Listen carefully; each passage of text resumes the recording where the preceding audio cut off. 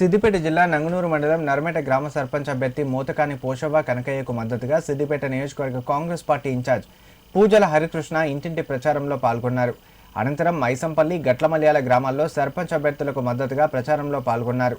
ఈ సందర్భంగా ఇంటింటి ప్రచారంలో భాగంగా గ్రామంలో ర్యాలీగా వెళ్లి గడప గడపకు వెళ్లి ఓటర్లను బ్యాటు గుర్తుకు ఓటు వేసి గెలిపించాలని కోరారు.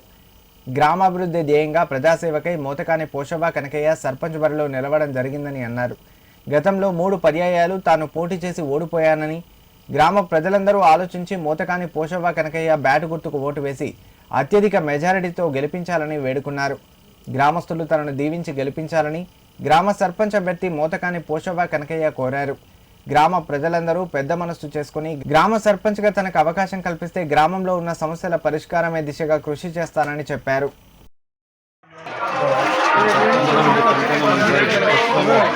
ఈ